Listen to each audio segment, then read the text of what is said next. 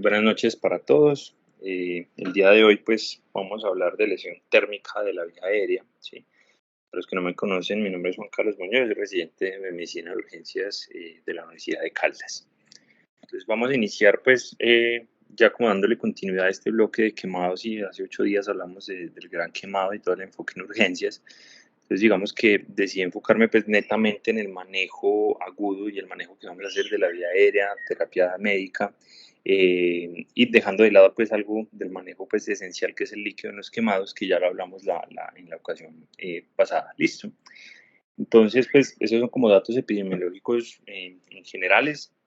La OMS estima pues que se presentan a cada año cerca de 180.000 muertes a causas pues de quemaduras, y estas quemaduras se presentan principalmente en dos contextos: ¿sí? Incendios domésticos y accidentes laborales. Y algo que posiblemente no tenemos mucho en cuenta es que no es solo la quemadura, sino la lesión térmica, la lesión pues de las capas ya sea pues de la piel, sí, o de la vía aérea, sino que en la combustión de los distintos elementos se pueden presentar inhalación de gases y de sustancias tóxicas que pueden producir pues intoxicaciones sistémicas en estos pacientes. Es algo que daremos unos tipsitos en esta charla. Tener en cuenta pues que las quemaduras de la vía aérea se pueden asociar o no a quemaduras cutáneas. Por lo general sí se asocian a lesiones pues cutáneas, y sobre todo los gran quemados y aquellos pacientes pues, que tienen un porcentaje de la superficie corporal total comprometidos, van a tener mayor riesgo de presentar lesión de la vía aérea. En general se estima que la prevalencia de la lesión térmica de la vía aérea es cercana al 20%, con una mortalidad de 10.9. Sin embargo, cuando tenemos estos pacientes pues, con quemaduras dérmicas y se asocian pues, a una quemadura de la vía aérea, tenemos que esta mortalidad va a aumentar en un 20%. Y este dato es muy importante: cuando esos pacientes se infectan, les da una neumonía, que la mortalidad pues aumenta casi que exponencialmente, ¿listo? Llevando pues hasta un 60%. Además, estos pacientes van a presentar mayor riesgo de presentar SDRA y tienen una alta morbilidad por todas las complicaciones respiratorias que van a presentar. Si tienen menor tolerancia al ejercicio, todo ese movimiento ciliar se altera, por lo que tienen complicaciones también posiblemente infecciosas a largo plazo. Entonces, pues es importante hablar de estos temitas. Estos son como unos datos que tenemos, esa escala pues superior a este esquema de barras, donde podemos observar que cuando tenemos quemaduras que implican pues más del 25-35% de la superficie corporal total, digamos que estos pacientes van a tener mayor riesgo o mayor incidencia más bien de quemaduras de la vía aérea, ¿sí? Y estos de los datos que les nombraba previamente, cuando tenemos pacientes pues, con lesiones dérmicas y se asocian a quemadura de la vía aérea, pues la mortalidad empieza a aumentar, pero es muy importante sobre todo en pacientes con neumonía, mortalidad hasta el 60%, como podemos ver en estas gráficas. Y este es un estudio también muy interesante, publicado en el 2022. Deben tener presente que muchos de estos ensayos clínicos son sobre todo pues, retrospectivos, y este fue un estudio que se hizo en una unidad de cuidados intensivos, pues la experiencia durante 12 años que tuvieron en este centro, y evaluaron pues el impacto de esas lesiones por inhalación y los desenlaces que tenían los pacientes. Acá podemos ver pues como unos datos importantes, y fueron 231 pacientes en total. Podemos ver que la mayoría de esos pacientes tienen quemaduras por llama, y veamos esto: el 36% de estos pacientes, de los 231 pacientes que tuvieron en total en ese lapso de tiempo, solo el 36% presentaron una lesión por inhalación de humo. Y miren esto: número de pacientes intubados, 81% de este total de pacientes. ¿Listo? Entonces esto nos empieza a hablar también, pues si la mayoría de los pacientes no tienen una quemadura pues de la vía aérea, ¿por qué estamos intubando tanto? Y vemos acá pues que la supervivencia, cuando tenemos una quemadura de la vía aérea, una lesión por inhalación de humo, pues esa supervivencia empieza a disminuir, pues comparándolo cuando no hay lesión de esta zona anatómica. Y aquí ya podemos ver pues como diferenciados pacientes sin lesión pues por inhalación versus pacientes con lesión por inhalación. Vemos que obviamente la mortalidad en los pacientes que tienen lesión por inhalación de humo pues mortalidad del 45% versus 24% con una P que fue estadísticamente significativa. Vemos acá número de intubaciones también, de estos 84%, de estos 84 pacientes, 94% se intubaron, sí, que fueron pues mayor proporción que los pacientes que no tenían una lesión por inhalación de la vía aérea. Pero aquí hay un dato también muy importante, duración de la ventilación. Básicamente esos pacientes que tenían lesión confirmada, pues que esta se confirmaba por medio de broncoscopia, de fibrobroncoscopia, pues digamos que la diferencia entre intubación de pacientes que en los que se confirmaba o se descartaba una lesión por inhalación de humo, pues no fue estadísticamente significativa. Entonces, vamos a empezar a hablar pues de qué es lo que pasa en realidad en la vía aérea cuando los pacientes están en medio, digamos, como de un incendio y empiezan a inhalar ese humo, ¿sí? Vemos que el humo pues lo podemos encontrar como en dos fases, por así decirlo, si una fase gaseosa y una fase de partículas. Estas fases de partículas pues van a tener importancia dependiendo del tamaño de las partículas y del volumen en minuto que el paciente movilice, porque recordemos pues que la nasofaringe, perdón, cumple como un papel fundamental aquí en la eliminación de partículas mayores a 5 micras, ¿sí? Pero ¿qué pasa? Entonces los pacientes que tienen pues ya como esta exposición a este humo presentan irritación, quemadura local pues ahí en la orofaringe, en la nasofaringe, presentan pues disminución o pérdida del estado de conciencia, entonces empiezan a presentar una respiración más bucal, entonces entran mayor cantidad de partículas y esas partículas, dependiendo pues de la distinta convulsión de los elementos que se encuentran alrededor, pueden producir en mayor o menor medida pues lesiones a nivel del epitelio pues de toda la vía respiratoria, ¿sí? Por decir, pues mayor cantidad de secreciones, ya veremos toda la cascada pues como fisiopatológica que se presenta, pero puede producir pues lesiones, mayor secreción, broncoespasmos, ¿sí? O ulceraciones. Y por la otra parte, la inhalación de los gases también va a ser importante, sobre todo teniendo en cuenta pues como la inhalación del vapor, ¿sí? El vapor caliente. Ya veremos pues más adelante, en general las vías aéreas, tanto la superior y sobre todo la vía aérea inferior, van a tener una gran tolerancia a altas temperaturas por la dispersión de temperatura que presentan. ¿Cómo podemos dividir, pues, como a grandes rasgos estas lesiones? Dependiendo del tipo de la lesión, si es lesión térmica, si es lesión química o toxicidad sistémica. Lesión térmica, básicamente lo que hablamos, inhalación de humo, lesión química, pues por todos estos compuestos de los distintos elementos, los compuestos que se generan en la combustión, y la toxicidad sistémica que va muy encaminada con esta lesión química. Y a nivel anatómico también, pues diferenciando si es vía aérea alta, baja o ya del parénquima pulmonar, las vías respiratorias superiores generalmente se van a asociar mucho con lesiones térmicas, lo que nombraba previamente, la orofaringe, nasofaringe, se habla que pueden resistir hasta 150 grados Celsius, ¿sí? Y ya las vías, pues digamos como infraglóticas, vía respiratoria inferior, pueden tolerar hasta 300 grados Celsius, ¿sí? Entonces vemos que tienen pues como un gran rango pues de tolerancia a las altas temperaturas y además tienen una alta dispersión de temperatura. Otro datico aquí importante, obviamente, es que depende mucho del contexto, ¿sí? El paciente pues puede tolerar esas altas temperaturas, pero si el paciente ya estuvo expuesto pues durante mucho tiempo, sobre todo a incendios que se presenten pues como en espacios cerrados, el riesgo de que presente, la probabilidad de que presente una lesión pues, por inhalación de humo va a ser mucho mayor. En el sistema traqueobronquial se van a presentar sobre todo esas lesiones químicas, por lo que nombré, pues generalmente pues digamos como más distal a la glotis o incluso pues a la carina, es entre comillas raro que se presenten lesiones térmicas, van a ser más lesiones químicas por todas esas alteraciones endoteliales y se van a presentar una cascada de fibrina, ya veremos aquí qué es lo que pasa, y se presentan pues también unos moldes de fibrina que van a producir colapso de los bronquios. Generalmente, pues las lesiones en el parénquima pulmonar que se dan un poco más tardíamente, cerca de 24 o 48 horas posteriores pues a la lesión inicial y se ven a toda esta cascada pues de eventos. ¿Qué es importante recordar acá? Pues que las vías respiratorias están pues, ricamente inervadas, ¿sí? Y cuando se presenta una lesión por temperatura o por inhalación de humo en estas vías, pues se van a presentar una liberación marcada de neuropéptidos, que esto va a tener como unos factores importantes y uno de ellos como toda la cascada inflamatoria que va a desencadenar, hace quimiotaxis y recluta muchos neutrófilos. Estos neutrófilos empiezan a adherirse al endotelio, dañan el endotelio, se produce liberación de especies reactivas de oxígeno y de especies reactivas de nitrógeno. Por ejemplo, pues aquí tenemos el peroxinitrito, que esto es muy importante porque empiezan a, pues digamos, como a interactuar con distintas células, distintas proteínas, lípidos, y un factor importante es que empieza a dañar el DNA, ¿sí? Y al dañar este DNA se empiezan a activar unas enzimas que son las polimerasas, que además estas polimerasas pues activan o desencadenan, pues liberan factores de necrosis capa beta, que esto pues miramos acá que va a producir como todo un círculo vicioso de más, pues sí, un círculo vicioso proinflamatorio, digámoslo así, pero estas polimerasas van a consumir mucho ATP, ¿sí? Entonces hace una depresión del ATP, hay disfunción mitocondrial, disfunción celular y hay daño pues ya del parénquima pulmonar.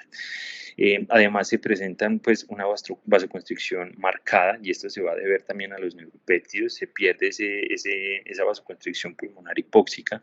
Esto nos habla de que ya el flujo pulmonar pues no se va a distribuir adecuadamente a las zonas mejor perfundidas. También una activación de toda una cascada de coagulación. Hay mayor liberación de fibrina, depósitos de fibrina, se forman, pues hay mayor secreciones, esto con el moco van a formar como un molde, lo describen así como un molde en las vías pues, bronquiales que van a producir un colapso, una obstrucción bronquial, ¿sí? Además, pues también se presentan atelectasias y todo esto nos va a aumentar pues el espacio muerto y nos va a contribuir a toda esta disfunción pulmonar. Finalmente, también se va a presentar por toda esta cascada proinflamatoria una vasodilatación bronquial, que esto va a estar más involucrado también con la génesis pues, del edema pulmonar.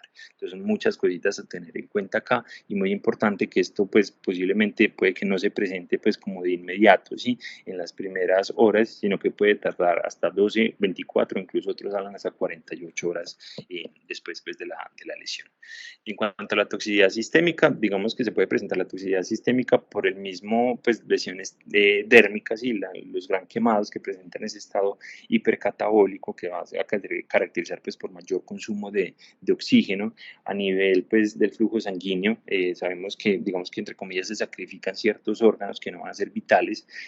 Uno de ellos es, por ejemplo, el intestino, se producen alteraciones en las vellosidades intestinales, lo que pone en mayor riesgo pues, de translocación bacteriana. Y toda esta cascada inflamatoria lo que va a hacer es generar mayor permeabilidad vascular y generar estrés oxidativo, ¿sí? Y todo esto lo que nos pone en mayor riesgo es de que el paciente presente una falla multiorgánica. Recordar que en los gran quemados pues, se habla de que este estado hipercatabólico puede durar pues, varios meses, incluso se habla de que puede tardar pues, hasta un año en recuperarse completamente de esto.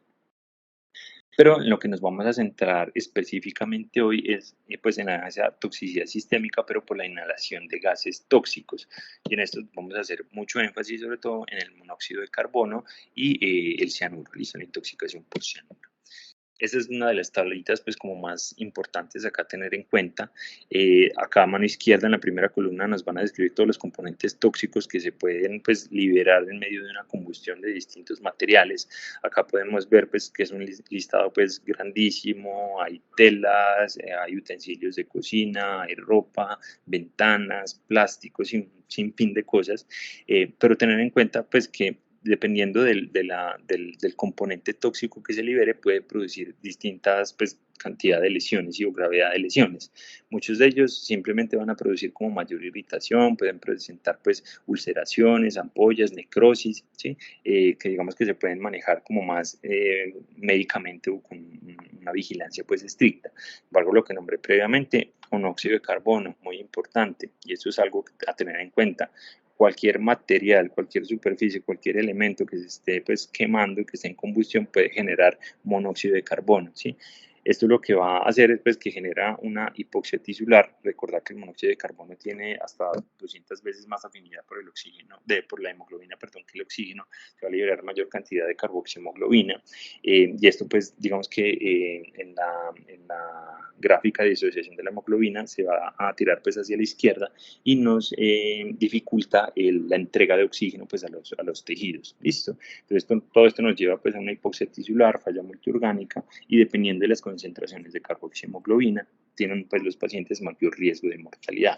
Algo importante, digamos que el antídoto, por así decirlo, que es el oxígeno, pues es ampliamente disponible, así que estos pacientes pues, los vamos a manejar con altas FIO2. Se estima que la vida media pues, del monóxido de carbono, respirando el aire ambiente, va a estar entre 4 o 5 horas, y cuando le ponemos pues una FIO2 alta al paciente, esta vida media se reduce hasta 1 hora. Y el otro que vamos a hablar, sobre todo, es del cianuro de hidrógeno, que vemos acá como todas las superficies en las que se puede presentar. Siempre se hace mucho énfasis, sobre todo con los plásticos cuando están en combustión, ¿listo?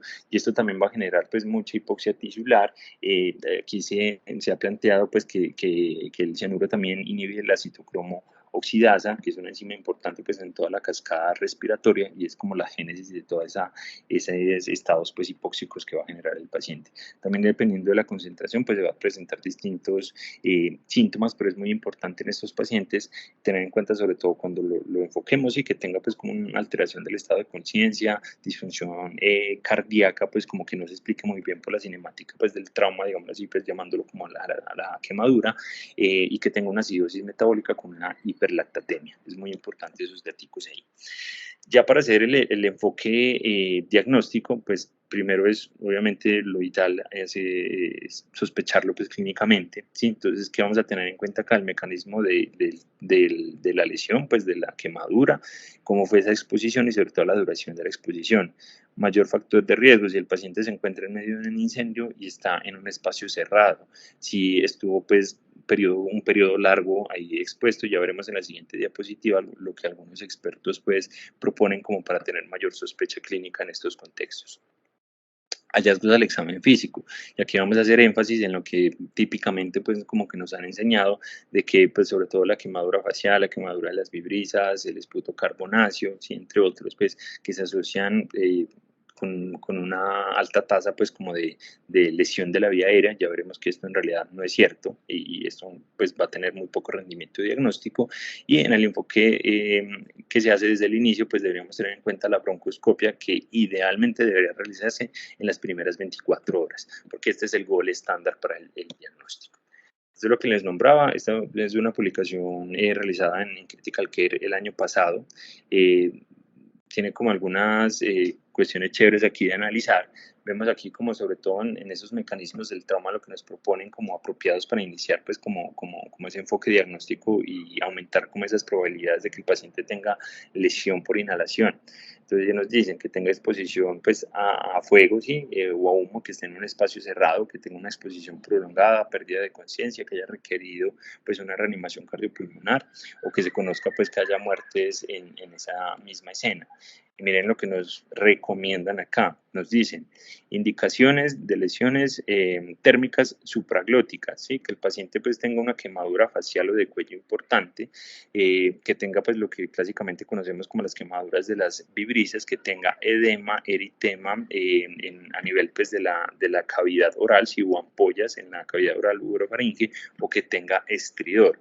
Y como indicadores pues de una quemadura de la vía aérea inferior, nos hablan que pues, el paciente puede tener tos, sibilancias, puede estar ronco, con disnea, con esputo carbonáceo, con el aumento pues, del uso de los músculos accesorios, o con alteración del estado de conciencia, así como el aumento de las secreciones, ¿sí? Eso es lo que típicamente pues, siempre nos han enseñado, y vemos que, pues, digamos, como que publicaciones recientes, que esto fue igual un comité de expertos, pues digamos que siguen dándole como una recomendación fuerte a favor. Pero aquí revisaremos algunos estudios pues, importantes que debemos tener en cuenta. Estudio del 2015, vemos que aquí pues ellos evaluaron como toda la sensibilidad, especificidad, valores predictivos positivos y negativos de esos pacientes que tenían pues como hallazgos positivos al examen físico, en los que se sospechaba lesión por inhalación, ¿sí? Y pues digamos que en la mayoría de estos estudios siempre se hizo una comprobación de la quemadura de la vía aérea por medio de fibrobroncoscopia. Entonces vemos acá, este SN pues es básicamente quemadura de vibrisas, esputo carbonáceo y quemadura facial, o la combinación pues que se pueden dar en estos distintos signos, o la combinación pues de los tres signos. Vemos pues lo que más nos puede importar a nosotros pues, desde urgencias son signos que tengan pues una alta sensibilidad, ¿sí? Como para hacer la tamización adecuada pues de la patología o que tengan un alto valor predictivo negativo. Sin embargo, vemos acá que las sensibilidades pues son pésimas para todos estos signos y la mejor de los casos es el 75%. Tenemos especificidades aún peores, ¿sí? Y los valores predictivos positivos y negativos vemos que también fueron muy malitos. Y esta segunda tabla pues hacen como énfasis sobre todo en esos pacientes que estaban o que se encontraron pues que en medio de un incendio en un lugar cerrado, y vemos que tampoco hubo pues como mejoría en esas sensibilidades, especificidades, valores predictivos positivos o valores predictivos negativos. Entonces, primer mensaje importante, yo creo que esto es de lo más importante de lo que voy a decir, es que estos hallazgos no son indicadores absolutos de intubación, ¿sí? Muchas veces hemos visto que llegan pacientes pues intubados porque simplemente tenían una quemadura facial, sí, tenían una quemadura de las vibrisas, un esputo carbonáceo. Basado pues en la evidencia, en general esto no tiene un buen rendimiento diagnóstico, entonces en general se está intubando más de lo que se debería. Otro estudio importante, un poquito más reciente, 2022, también fue un estudio retrospectivo que se realizó entre una acreditación entre el 2013 y el 2016, importante que fue como los pacientes con esa sospecha de quemadura, pues o que tenían quemadura facial, si querían ver si tenía quemadura de la vía aérea, y todos esos pacientes que se intubaron desde los servicios de urgencias. Entonces acá, número importante de pacientes, 335. Vemos que el 36% se intuba desde el servicio de urgencias, 63% no se intubaron. Dato importante, de esos pacientes que se intubaron desde el servicio de urgencias, ¿sí?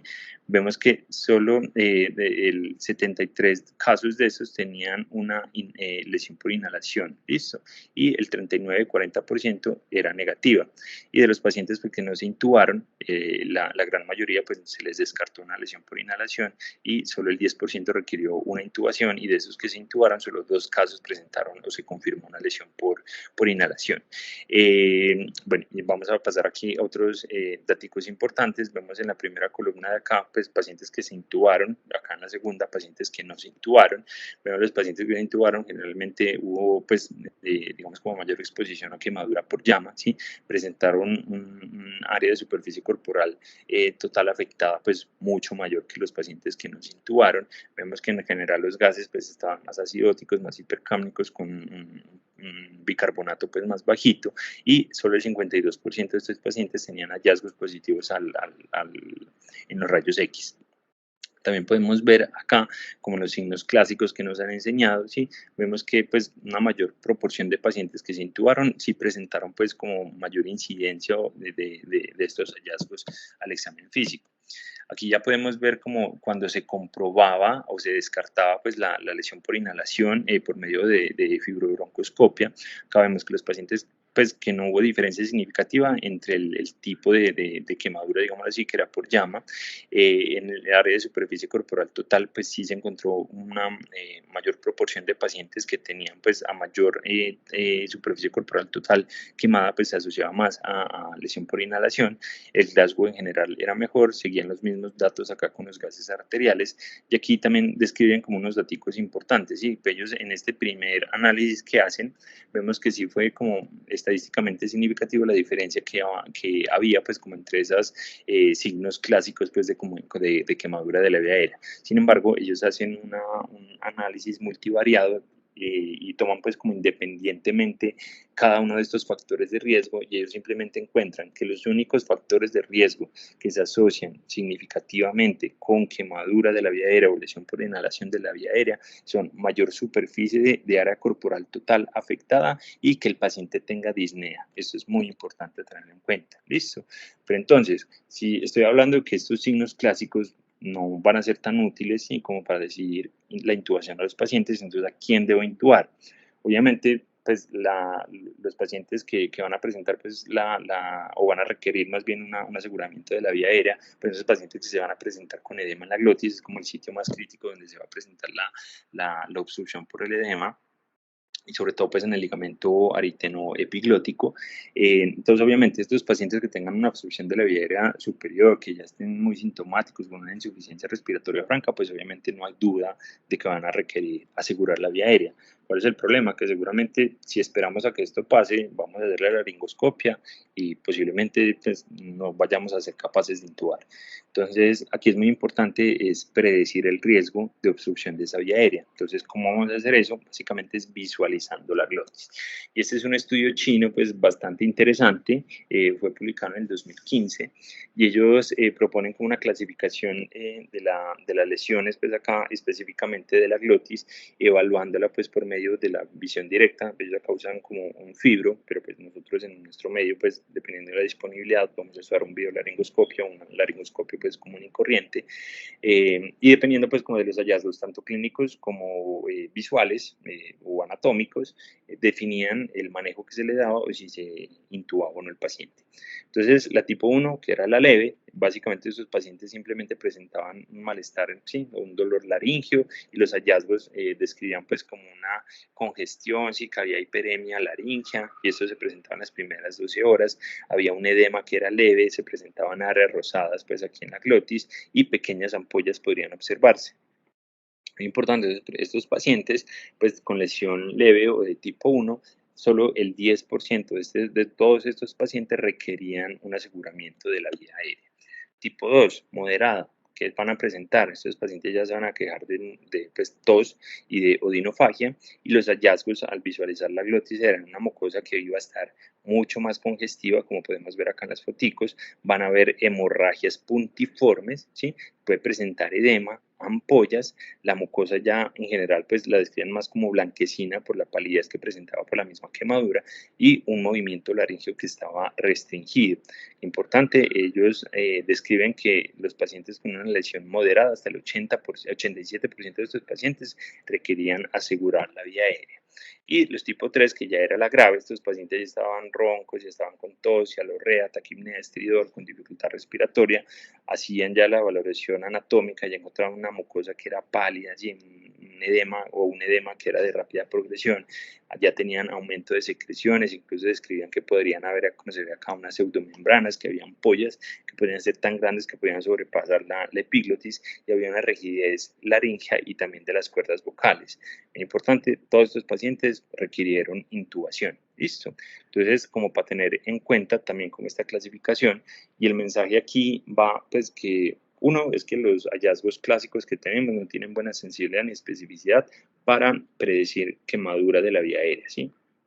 Dos, debemos hacer más bien seguimiento estricto de estos pacientes, intentar, pues, si el paciente nos colabora, hacer una laringoscopia y evaluar macroscópicamente cómo está, pues, la glotis, ¿sí? Y dependiendo de estos hallazgos, ya estar como enfocado a si va a requerir o no una intubación temprana.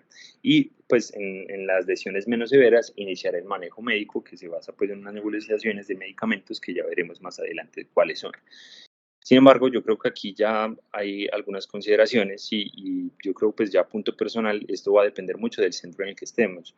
Por ejemplo, si yo estoy en tercer, cuarto nivel, tengo disponibilidad de, no sé, videolaringoscopio, tengo pues cómo rescatar la vía aérea en caso de que no sea pues posible la intubación, tengo un kit de cricos y incluso pues la disponibilidad de cirugía general en caso de que necesite una traqueostomía, pues digamos que sería mucho más seguro llevar a estos pacientes por medio de este enfoque. Sin embargo, si alguno de acá pues que me esté viendo trabaja en un primer nivel o va a salir a hacer su rural, está a 3, 4, 5 horas pues de un sitio de remisión de alto nivel, yo creo que es importante, sobre todo teniendo en cuenta esos factores predictores que hablé, sobre todo pues con el porcentaje de la quemadura, realizar pues una intubación temprana, ¿sí? Porque esos pacientes también se van a beneficiar generalmente de mayor cantidad de líquidos, y esos líquidos también pueden hacer que progrese el edema de la vía aérea, ¿sí? Entonces yo creo que también debemos contextualizar el sitio en el que estamos, y para eso cito esta guía que me pareció bastante chévere de la Asociación Americana de Quemados, fue publicada en el 2016, y esto nos habla específicamente de sitios en los que tengamos pues recursos limitados, que si somos pues como digamos, como realistas, pues muchos de los centros de nuestro país van a tener estos recursos limitados. Aquí básicamente nos dicen individualice. Si el paciente entonces, estamos en el contexto de un paciente quemado, ese paciente tiene un estado mental alterado, tiene un Glasgow de 8 menos, ¿sí? O ya tiene signos claros pues, de una obstrucción de la vía aérea superior, pues no cabe duda, hay que intubarlo, ¿sí? Es como el primer ítem. Segundo, hay evidencia pues como de la lesión por inhalación y tiene esos signos clásicos que hablamos que van a tener muy pobre sensibilidad, pero esta aclaración es importante, el paciente ya está hipoxémico, se empieza a desaturar y está con taquipnea, que eso sí nos sube la probabilidad de que el paciente pues tenga una quemadura de la vía aérea. En estos casos, cuando ya empieza a presentar síntomas, es preferible intubarlo. El paciente es un gran quemado, sobre todo con áreas de superficie corporal total, más del 30%, también es mejor intubarlos. Realmente esos pacientes van a requerir reanimación hídrica más agresiva y van a requerir pues, manejos quirúrgicos, escarotomías, pues digamos como procedimientos mucho más seguidos, entonces preferible también intubarlos tempranamente. Y en esos pacientes, pues que en los que estimemos también que van a requerir altas dosis de analgésicos o sedantes, también sería preferible intubarlos de manera temprana. De lo contrario, esto vuelvo y lo enfoco, digamos como hospitales con recursos limitados, si ya no contamos con nada de esto, pues hacer una vigilancia estrecha y darle el manejo médico al paciente. ¿Listo? Entonces, muy importante, si son los signos clásicos, quemadura facial, quemadura de vibrisas, esputo carbonáceo, no intube si el paciente no está sintomático, si no empieza a presentar taquipnea o no se empieza a desaturar. Eso es segunda consideración ahí. Si ya definimos que vamos a intubar, pues siempre todos los expertos van a recomendar aquí en este punto intube con tubos, pues, tubos orotraqueales grandes, idealmente de 8 o mayor calibre, ¿sí? Que esto pues también dependiendo del contexto puede ser un poco difícil, sobre todo si hay quemadura pues, o algún grado de obstrucción a nivel glótico. Pero esto básicamente la recomendación es porque pues, uno permite el paso del fibrobroncoscopio por el endolumen del tubo y pues que no nos va a aumentar tampoco las resistencias de las vías aéreas. ¿Listo? Entonces, en caso de intubar, ojalá pues el tubo más grande que podamos introducir. Entonces, dejé de lado, pues, o quise hablar primero del manejo de la vía aérea, recordar pues que también estos pacientes se enfocan en un paciente de trauma ABCDE, entonces ahí ya dejamos como el A y la B pues como en parte resuelta, ¿sí? Y aquí vamos pues ya como a toda la valoración secundaria, ya que descartamos, ya hemos intubado al paciente o en caso de que no haya requerido pues intubación, ya le vamos a tomar como todos los paraclínicos necesarios para la adecuada evaluación. Entonces, ¿qué se debería solicitar idealmente en los pacientes? Gases arteriales van a ser muy importantes, sí, y de hecho se ha intentado usarlos como predictores de severidad de la quemadura. Muchos expertos hablan de que cuando el paciente ingresa le tomamos unos gases y tiene una PAVI por debajo de 350, se asocian con quemaduras pues, más graves de la vía aérea. Niveles de carboxihemoglobina pues, son poco disponibles. En casi todos los artículos que encontré pues, hacían como una recomendación a favor de medir los niveles de carboxihemoglobina precisamente por ese riesgo de intoxicación por monóxido de carbono. Ya las imágenes de ecografía de RX-TAC, pues vamos a ver que en realidad pues, van a ser de poca utilidad, al menos en el contexto inmediato, pues que lleguen a los servicios de urgencias. Y la fibrobroncoscopia, que como vimos, pues se debería realizar en todos los pacientes en las primeras 24 horas. Uno, pues porque es el gol estándar para el diagnóstico. Dos, porque nos realiza pues la clasificación de la severidad dependiendo de una escala que es el AIS, y esto es pronóstico. Y tres, porque nos ayuda en el tratamiento también. Estas son pues como las recomendaciones, pues bueno, no, los hallazgos y la correlación clínica que pueden tener pues las concentraciones de carboxihemoglobina, siendo pues como guiándose en la intoxicación de monóxido de carbono.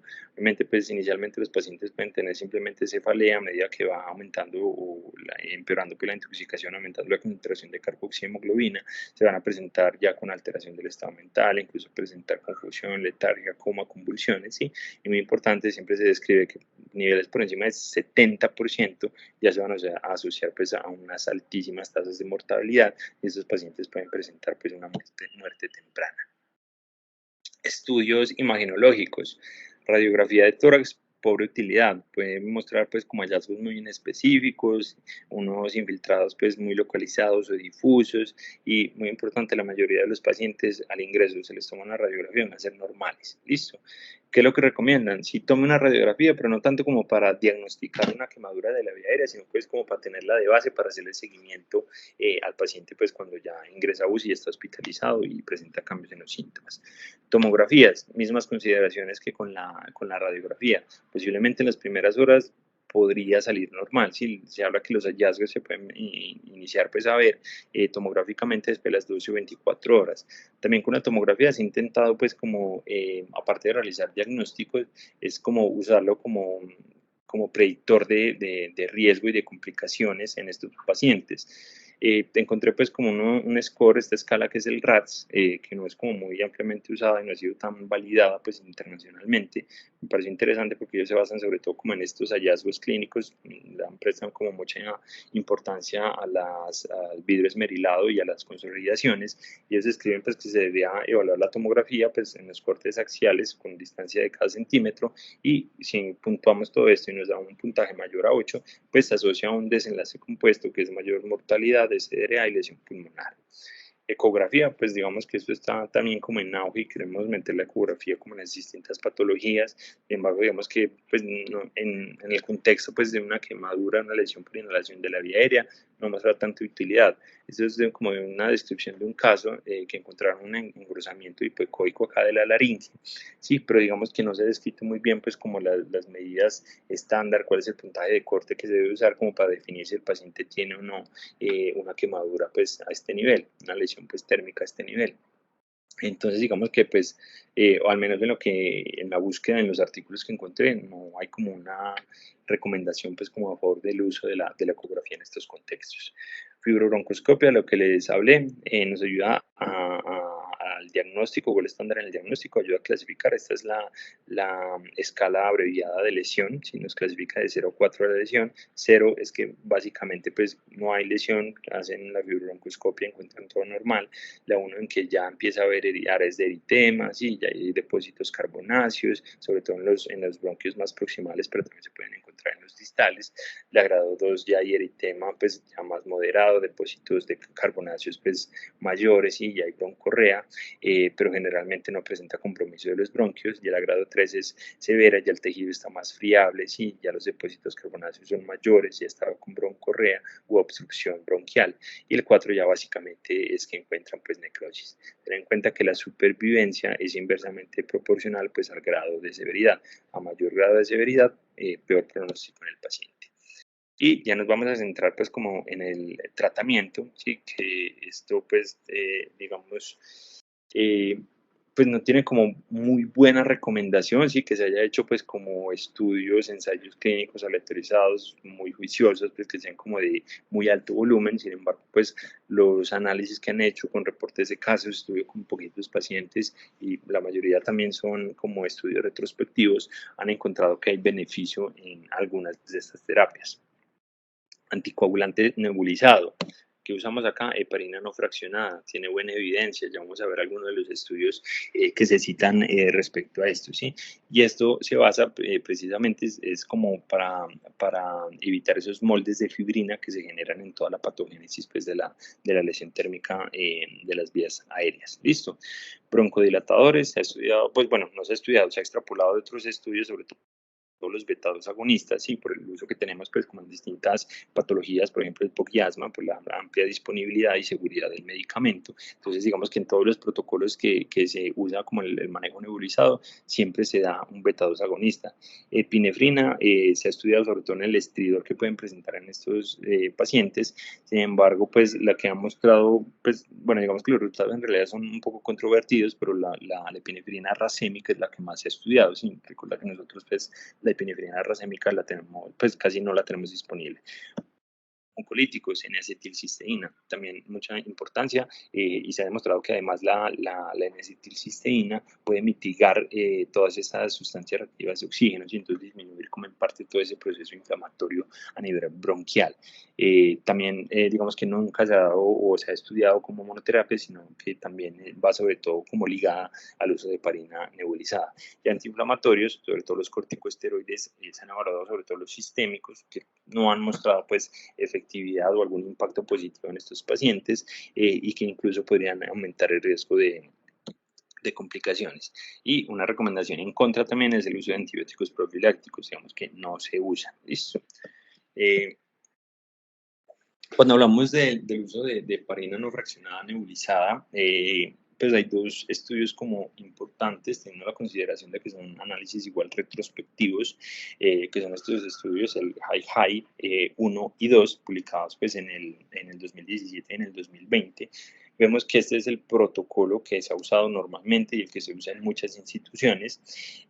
Básicamente dan 10.000 unidades de heparina diluidas en 2 cc de solución salina normal y los nebulizan a esos pacientes cada 4 horas, y aparte en manejo concomitante, aquí pues el beta-2 agonista, estos son estudios casi que americanos todos, albuterol, sí, y vemos que pues en nuestro medio el salbutamol, que se usa a las mismas dosis que usamos en crisis pues de asma o EPOC, también se da cada 4 horas, más la N-acetilcisteína. También es importante destacar que muchos de estos protocolos también se han asociado pues con el uso de bicarbonatos, sin embargo en nuestro medio pues no están utilizados, lo que usamos sobre todo la N-acetilcisteína, el salbutamol y la heparina nebulizada.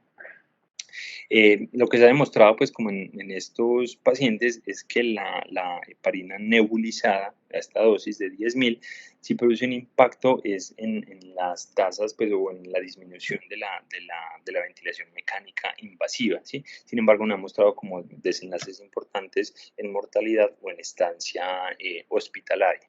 Dato importante que también pues es una terapia segura y no se asocia como a eventos adversos importantes como son el sangrado.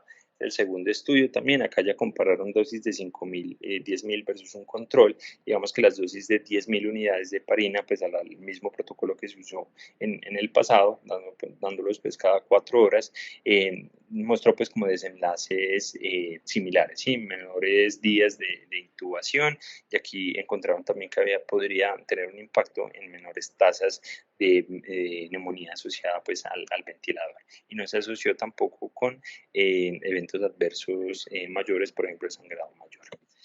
Y ese es un metaanálisis que encontré publicado en el 2020 en Burns, y vemos que encontraron pues un número importante de estudios, y aquí podemos ver este forest plot en que nos habla de la mortalidad, ¿sí? Y vemos que el RR es de 0.75, ya que hay una tendencia hacia disminuir la mortalidad cuando usamos la heparina no nebulizada.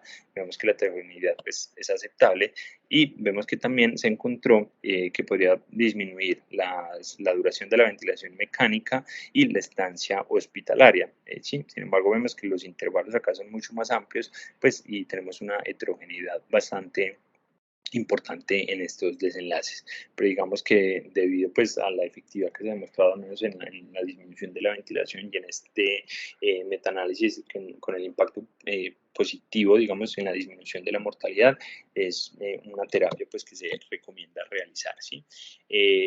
Ya bueno, y en este metaanálisis me faltó esto, que no hubo diferencias en la incidencia de neumonía o reintubación. N-acetilcisteína, como nombre es el agente mucolítico, importante descartar que eso puede producir mayor irritación de la vía respiratoria, al menos cuando se está nebulizando, podría producir pues broncoconstricción, por lo cual nunca se debe dar como una terapia y siempre asociado a un beta-2 agonista, ¿listo? Y esos son simplemente algunos de los estudios, bueno, no, reportes de casos más bien, donde se ha analizado el uso de la N-acetilcisteína, y vemos que siempre en los estudios o en los reportes de caso va asociada a la heparina nebulizada, ¿sí? Y este es un estudio pues chévere del 2009, que es la influencia que tuvo pues la heparina más la N-acetilcisteína nebulizada en estos pacientes que tenían una lesión por inhalación de humo, que fue confirmada pues por broncoscopia. Vemos que las lesiones, las scores de lesión pulmonar fueron mucho más bajas cuando se daba pues la terapia combinada, y también pues la compliance pulmonar y las resistencias pulmonares disminuían cuando se daba este tipo de terapia. Y vemos acá también que la supervivencia fue mayor cuando se daba la terapia combinada. ¿Listo? Entonces son como recomendaciones que se hacen a los protocolos que nombré previamente en los estudios HIGH, que es dar N-acetilcisteína. Generalmente siempre se recomienda como los 10.000 unidades. Vemos que con el HIGH2, pues las dosis de 5.000 unidades podrían también ser igual de efectivas. Dar el beta-2 agonista a dosis que usamos normalmente, pues como las crisis de asma y EPOC, y dar la N-acetilcisteína. ¿Sí? Como vimos, pues en general son alrededor de 600 miligramos nebulizados que se ponen en los protocolos que se han estudiado. Y ya para terminar, no voy a hacer tanto énfasis, toxicidad sistémica, ¿sí? Ya hablamos como del monóxido de carbono, los distintos síntomas que pueden dar.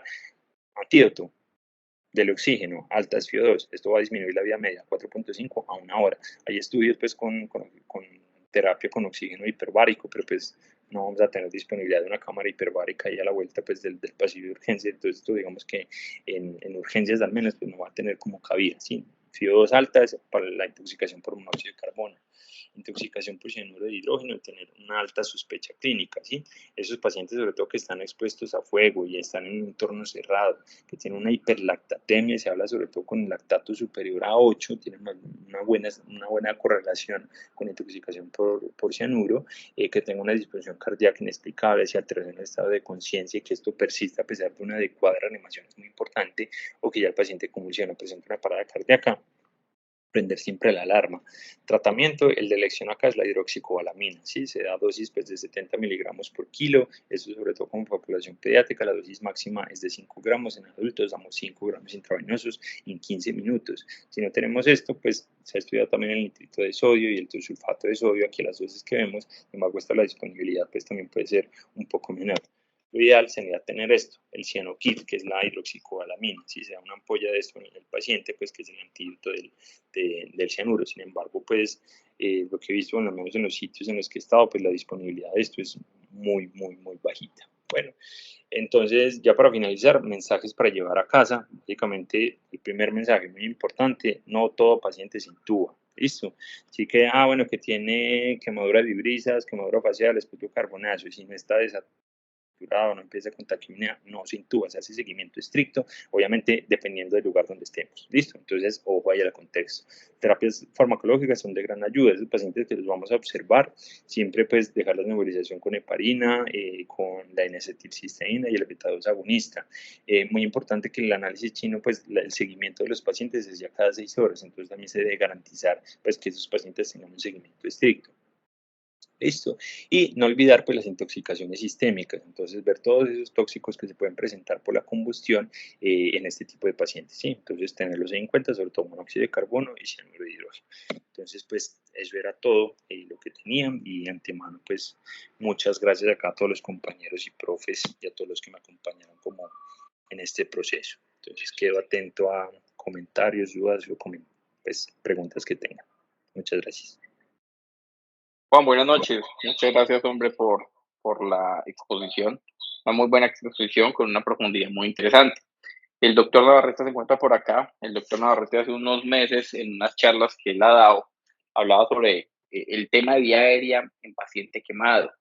Doctor Navarrete, eh, si nos quiere acompañar con comentarios, sería bienvenido en este momento, doctor. Bueno, muchas gracias por la invitación. Pues nada, estuvo bastante interesante la charla, un muy buen resumen. Es muy importante los datos que nos dieron y que tienen que llevarse para la casa. Unos pequeños detalles con respecto al más la forma que lo dijiste. No es porque el concepto lo tengas mal, sino fue porque al final lo dijiste. Por ejemplo, la vía aérea inferior subglótica, todo lo que es el tracto traqueobronquial, no es que tenga mayor resistencia al calor y que aguante temperaturas de 200 o de 300 grados. Lo que pasa es que solamente se lesiona cuando tenemos exposiciones a temperaturas altas, porque es que sobrepasa el umbral de protección que genera la vía aérea superior, dado que es altamente vascularizada y produce un efecto de radiador, disipa el calor. Entonces realmente la temperatura del ambiente o del aire puede ser muy alta, pero cuando pasa a través de la vía aérea superior, la orofaringe, en ese momento se enfría la temperatura y cuando llega al tracto traqueobronquial, llega a temperaturas muy bajas, 40, 50, 60 grados. Por eso es que no hay lesiones térmicas habitualmente en el tracto traqueobronquial. Pero tienes toda la razón con respecto a que el compromiso térmico es principalmente del tracto superior. Y el estudio siempre pongo en ejemplo el estudio de los chinos de Huang Gan. Existen muy pocas clasificaciones para tratar de objetivizar la severidad de la lesión de la vía aérea superior, ¿sí? Entonces, en una entidad clínica que tiene un amplio rango de manifestaciones clínicas que va desde la presentación leve hasta la presentación severa, ¿sí? Pues tenemos que tratar de hacerlo más objetiva la evaluación, que sigue siendo subjetiva, pero esas diapositivas que tú mostraste de la clasificación de los chinos, yo creo que es algo que nosotros nos deberíamos aprender. Finalmente, lo que hacemos nosotros en la práctica clínica es evaluamos un paciente, generamos una probabilidad pretest o hasta el momento del examen físico y con algún otro hallazgo, con algún otro examen cambiamos esa probabilidad a mayor o menor dependiendo de los hallazgos. Entonces yo creo que nosotros deberíamos utilizar esa clasificación.